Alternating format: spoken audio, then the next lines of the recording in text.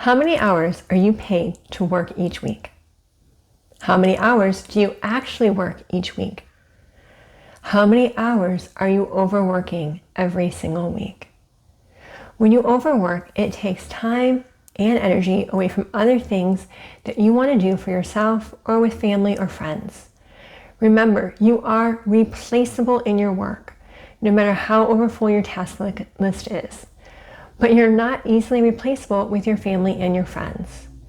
If you're giving everything to work and don't have the time or energy left to play and relax, this video is for you. Hi, I'm Lisa. I'm a spiritual medium and energy strategist. I used to overwork to my breaking point. I was sick often and have two specific moments in my life that told me to stop running myself into the ground before I listened.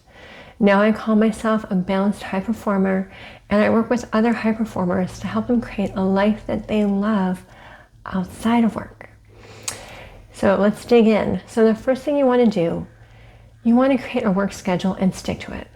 I talk about this all the time because working in your personal time means thinking about work. Getting ready in the morning and thinking about work. I have a client who is doing this, right? So your work day is starting while you're in the morning getting ready for your day because you're thinking about the work you're going to do. This is your personal time. Personal time is not work time, okay? So try not to work anymore, on your weekends. Try not to have meetings and answer emails and phone calls and respond to texts in your personal hours, okay? This is all work, and I want you to only work during work hours, okay?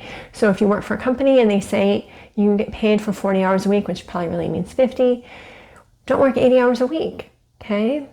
If you have a thought about work outside of work hours, jot it down on a notepad or put a note in your phone so you can handle it during work hours, okay? My second tip for you, stop letting your to-do list grow. Okay? Having people you work with constantly add to your work list means that you're overworking. Who else can take this task on? And if it's something only you can do, right? Some of my clients have this where this is what I can do. This is what I need to do. Who else can you hand that off to? Okay? Because there's only one of you. There's only so much you can do. I have helped so many clients with this. By having a huge to-do list that grows significantly every day, it does help you feel worthy and enough at work at first, and you get things done, and people give you more, and it's a vicious cycle that leads you to anger, frustration, and burnout. So we got to stop doing it. So if you're going to take on something new, you got to get rid of something else, okay? You got to keep it balanced. And who at your work isn't getting the workload you are? Why is that? Do you get paid more for doing more? No, you usually don't. So you're just getting more to do than anyone else, or you're doing more for your job than anyone else. But that's not getting compensated. You're not getting more time off for that. You're not getting more pay for that. We don't want to do that anymore. I had a client that struggled with this, and she started saying no. And if I take this on, I can't do this task that you gave me. So when she stopped working on the weekends and she was working less hours, guess what happened? She just got promoted to a VP role in her company. By saying no and drawing boundaries with her to-do list, she's been getting raises and promotions without even trying. She really can't believe how much easier it all is. Stop letting your to-do list grow. It's not good, okay? My third tip for you is to make self-care a part of your day. Self-care means anything that allows you to recharge your body and your mind. By skipping lunch, you make yourself eat junk that's laying around and you hit a wall at about 3 p.m., right? Instead, by making self-care a part of your day, like taking a lunch every day, this gives you time to fuel your body so you're not hangry. It allows you to reflect on your morning and assess if you need to tweak your afternoon schedule, okay? Self-care also looks like getting enough sleep at night. This is really important for my high performers. This allows you to show up at work as your best self. My fourth tip for you is know your why. Why do you overwork? What are you proving? Are you proving I am worthy? I am enough? I am love? I used to overwork to prove my worth, and when I did that, all I did was get more work. You can't constantly prove yourself. It doesn't work.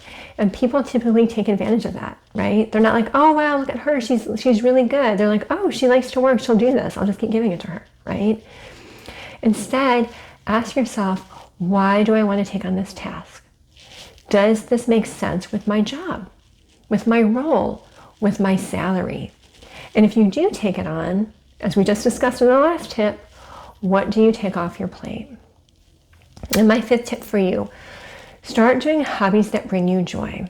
I know it sounds counterintuitive, but if you take up golfing, flower arrangement, swimming, Pilates, running, dancing, playing the piano, or whatever it is for you, these are some of the hobbies that my clients have started to do, you're going to want to do it. You're going to like how it makes you feel. By taking up a hobby when you think, I should check my email, even though it's Saturday morning. Instead, you'll say, I have a class at 9 on Saturday morning. I don't have time to check my email. I'm going to eat breakfast and I'm going to go. I'm so excited to learn this dance today. See? Find things outside of work that bring you joy. And then you won't just want to work all the time. If you like this video, let me know by liking it. And I invite you to subscribe and hit that notification bell so you know when I have a new video released. For next videos to watch, I recommend 8 easy time hacks to have more energy and raise your vibration, 5-minute meditation to start your workday. You are here for more than your work. It's time to play.